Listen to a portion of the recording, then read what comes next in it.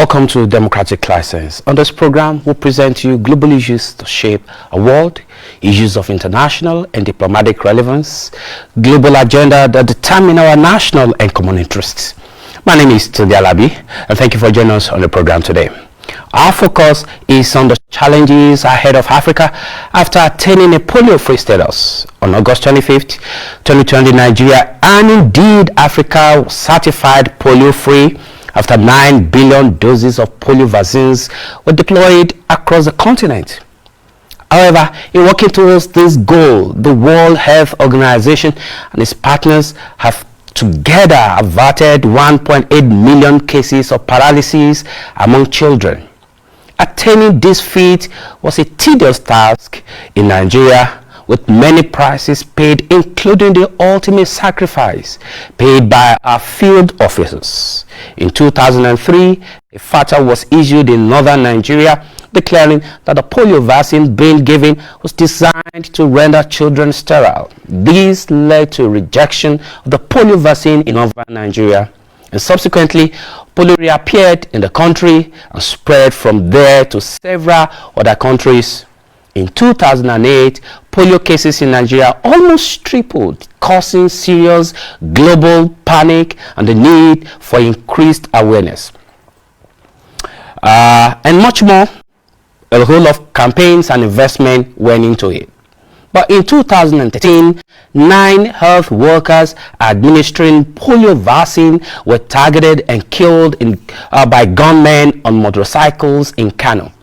Local traditional and religious leaders and polio survivors worked to revive the campaign. Nigeria was removed from the polio endemic list in September 2015.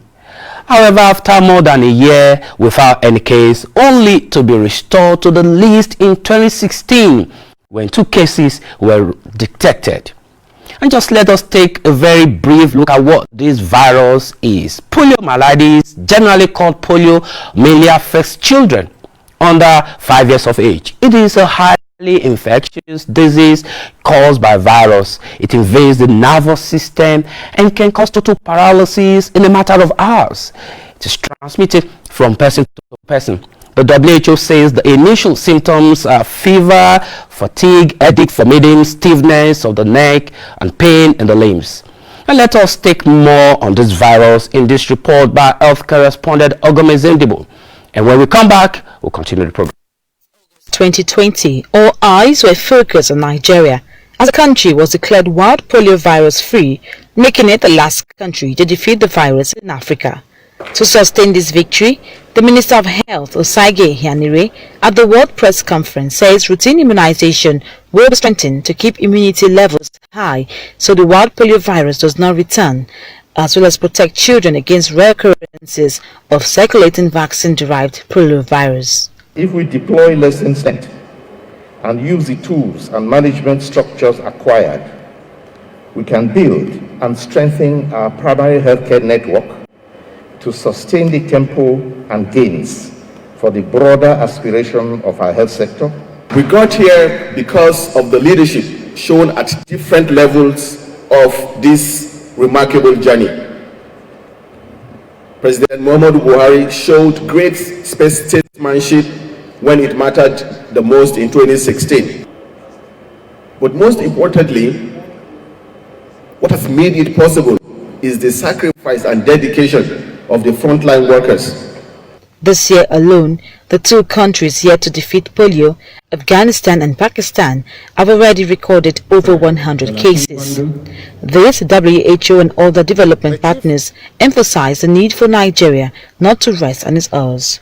We must emphasize the need to remain vigilant to prevent resurgence of wild poliovirus, given that the disease has not been eradicated globally.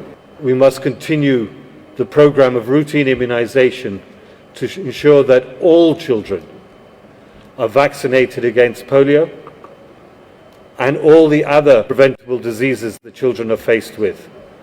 1 minute silence was observed for those who lost their lives in the long and successful battle against the wild polio virus.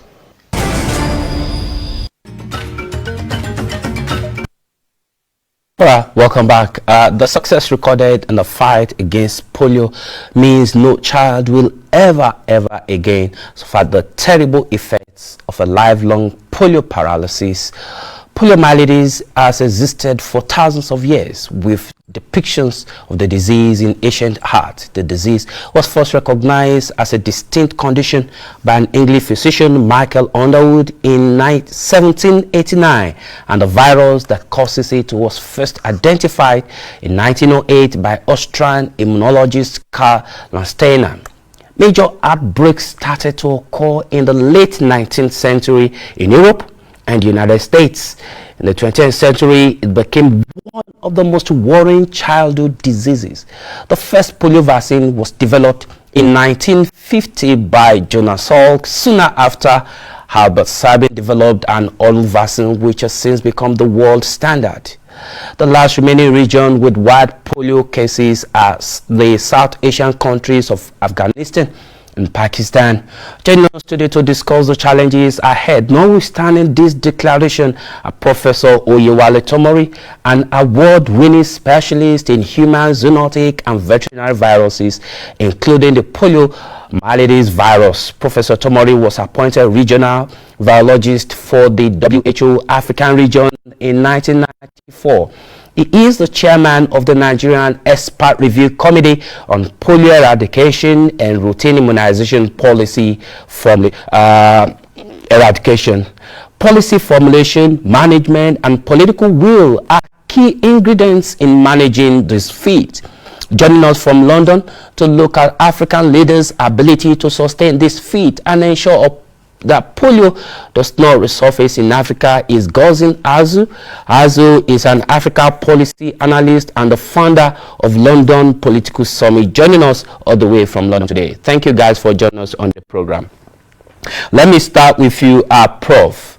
Prof, you've put in so much into dealing with polio virus. Do you want to talk us through how did we get to this level from 2015 when we were first taken, Nigeria was first removed from the endemic list, and then in 2016 when we were taken back to that list because of the resurgence of 2 cases that were reported? How did we come to this level? Talk us through it, sir.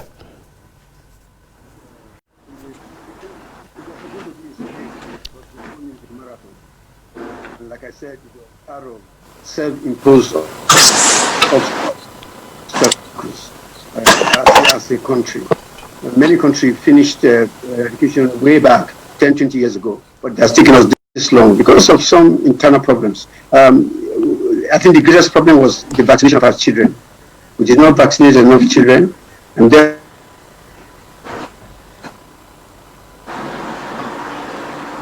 therefore the virus was spreading all over the place. But until we addressed the issue of vaccination, we couldn't get to where we are today. There's a lot of work by so many people, traditional rulers, the community. Until we involved them, we couldn't have gotten to where we are. I talked about self-inflicted problems, like the Boko Haram, for example, like the boycott in 2013, between 2003, when we boycotted the polio vaccine in northern parts of Nigeria. That sent us back many years. And when we were very close to it in 2014, remember there are parts of the country we couldn't reach because of Boko Haram. That's where the cases came back in 2016, and after almost 2 years after we had no cases, and now finally at 2020 we are at the point where we can say with confidence that we have halted the transmission of wild polio virus circulation in Nigeria. Awesome. Good job you have done, sir, and with your organization. I mean, after the initial setback you and your team had up north, when we had those challenges, what are some of the steps that were taken to overcome those challenges? I mean, one of them was the fact that they were saying the vaccine was going to make children sterile in the coming years, and they were developed to reduce the northern population. How did you overcome those challenges? Let me say from the beginning that this was a real team effort. A lot of people were involved. Many people, unfortunately, some of them even lost their life in the process. Now, what we did, I think we learned enough that how to get the right message and get it to your people. A lot of the politicians only end up in their own zone. In the northern parts of Nigeria, the people who are really closest to the leaders who are really closest to the people are the traditional leaders, the emirs, the sultans, and those religious imams. They are the ones who know their people, who know what to do, and we have to go through them. After they convince them that this is what need to do, that this was not a poison for everybody. If people had to travel outside the country to see that even countries that are totally Muslim countries are using the same vaccine. In fact, it was one of the countries that is a Muslim country that produced the vaccine we're using. So with all this type of information, we were able to eventually convince the people. But as I said, it required everybody's involvement, women's organization, communities, societies, and so many other people, and got to the people until we changed their attitude, and then they started accepting the vaccine. But of course, those periods also set us back because many children were not vaccinated, and these were the ones who were vulnerable and got polio cases. There was a time in Nigeria we were getting about 3 polio cases per day in this country. So you can understand what the problem was at that time. So it took the involvement of the political will of the governors, the involvement of the traditional rulers and everybody in the community for the message to be passed across to the people, including religious leaders. So it needs the role of everyone, religious leaders, politicians, governor. Their role is very key in the fight. Let's go to London. Let's quickly, I'm going to come back to you, Prof. Don't go yet. Let's go to London and bring in Azu. Azu is African policy advisor and of course analyst. Azu, it took a long time and a battle that even took lives of people for this message to get across to people that are really much more concerned. Talk us through the role, the political will, not even just the political will, including religious will, political will, and social will of the people that are concerned. How much do you think Africans as people are ready to accept what should be accepted in an evolving and growing world against diseases? Yeah, thank you very much, Tunde, and good afternoon to everyone watching. It's my great pleasure being here. First of all, I would like to say congratulations to the African countries who are being able to celebrate the moment of victory against this very, very heinous disease that has eaten deep among young children across Africa, most especially in Nigeria, South Sudan, Cameroon, Central Africa, Central Republic of Africa, and Kenya, part of Kenya, at this present time. It has taken a long while to be able to achieve this amicable progress in eradicating poliovirus across Africa, and is something to be proud of.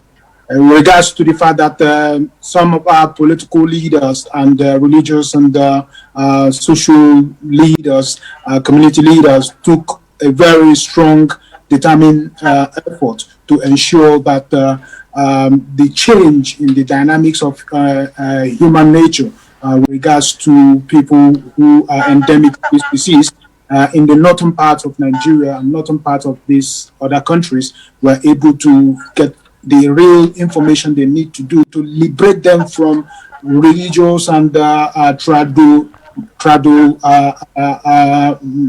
informations or guided extreme view of their inhabitants and their nature. You remember that it took the late Nelson Mandela to initiate the Kick Polio Out of Africa step to be able to attract a lot of multinational and non-governmental organizations into the pursuance of eradicating polio in Africa, such as the Gates and Melinda Foundation and the Rotary Club, who their efforts also encourage most of these political office holders across Africa, the presidents, the regional leaders, and local government officials, to be able to ensure that the level at which religion has dignified a lot of people in Africa was able to be defeated, because that is the only defeat they needed to be able to reach out to most families infected by this dangerous virus, especially in places like in Nigeria, in South Sudan, and in Kenya, where there is this cultural belief or religious belief, which is centered on the clash of civilization, if I may use the word by Samuel Huntington, in terms of people seeing the challenge to their human endowed nature or historical contestations of their existence. If you look at the case of Kano, when some militants, some Islamic fundamentalists took arms against some medical or nurse vaccination staffs in Kano, and killed about nine nurses in Kano, and disrupted the entire process because of the belief that people felt that polio vaccination is a kind of a Western poison that is meant to hold back to who they are, or kind of remote control their entire being in that sub-region. But unfortunately, or will I say fortunately, with the support of the multinational organizations and NGOs such as the Melinda Foundation Club, they were able to change the narrative.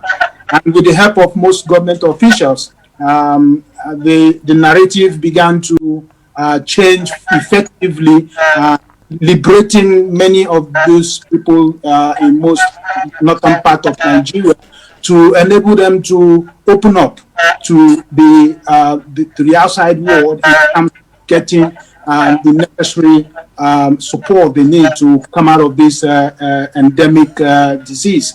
And I think, irrespective of the fact that the government took some level of steps to ensure that the proper educational processes, information disseminations,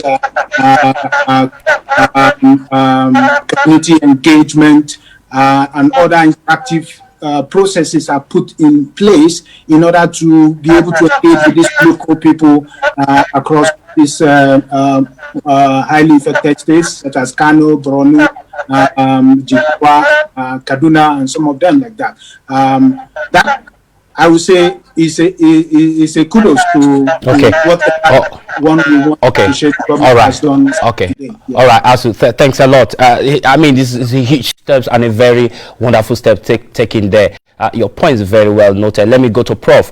Prof, as it stands now, the challenge before us in Africa is to ensure that we defeat polio and that we do not have polio again. It's going to be a big it's going to be a big challenge. We have a lot to contend with now. We have coronavirus now.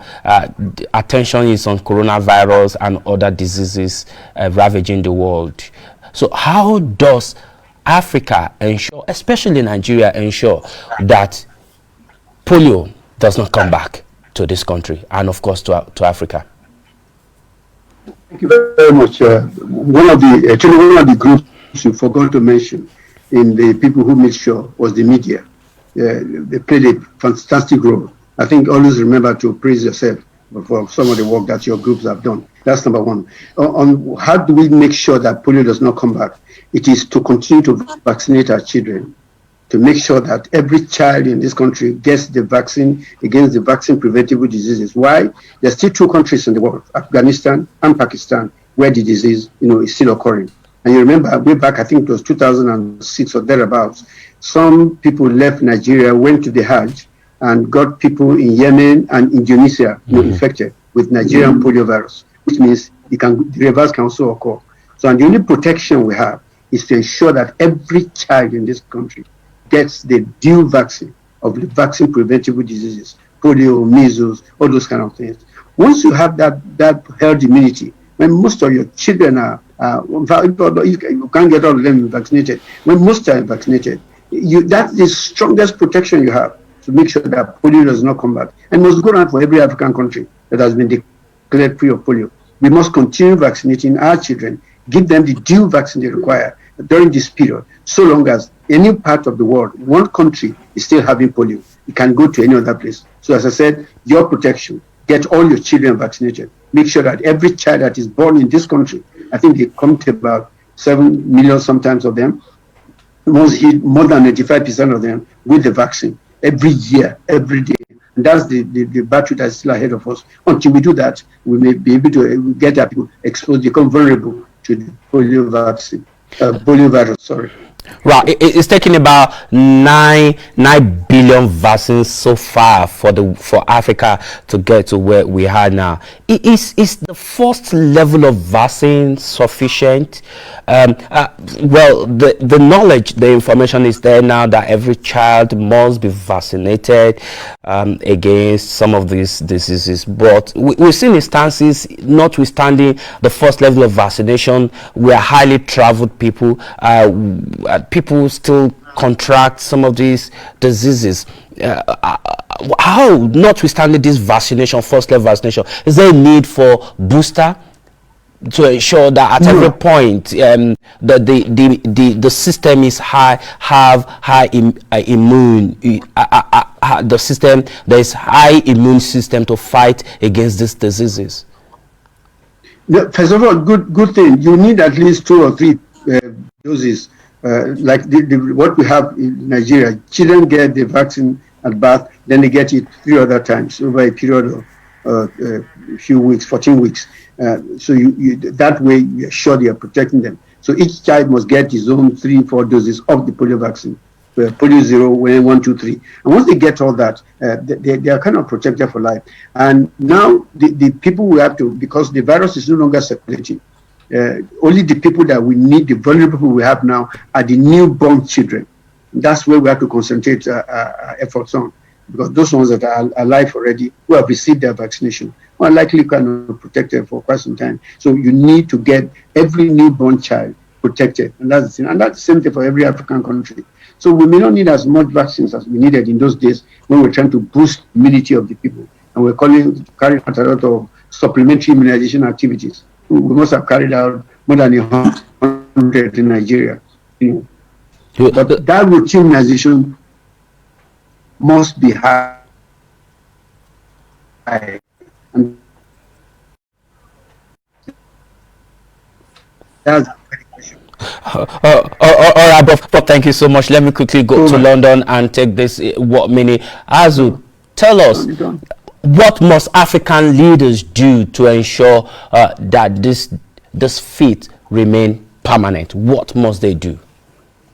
I think the most important thing that I believe most African leaders has to do right now and to do going on to the future is to continue to win the trust of the people. They need to win the trust of the masses. They need the people to believe and trust their statement, their words, their commitment, their actions, what they declare to do, what they pronounce to do, that they are able and capable to deliver those statements and those promises and those actions.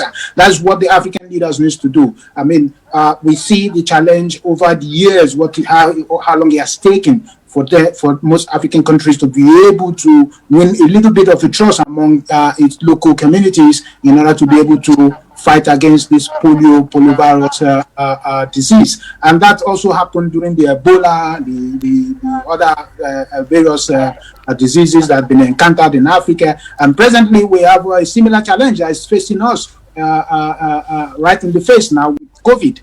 There's this huge millions of vaccines that are being produced, and many of it, about 45% or 55% of it is meant to come to Africa. And this insinuation that this is another stereotype agenda by the European people to single out Africans for some certain experimental processes within it's another political agenda. We all know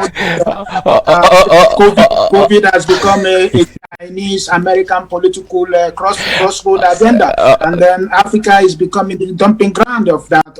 Okay, absolutely. You are opening a new. The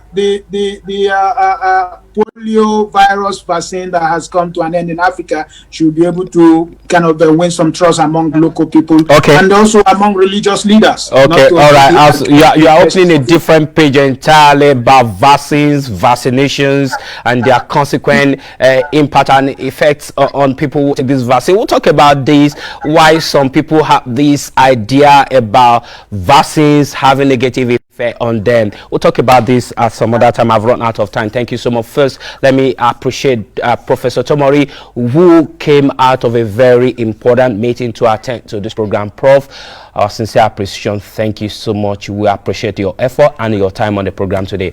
Thanks a lot, sir. And Azu in London, thank you for your time on the show today.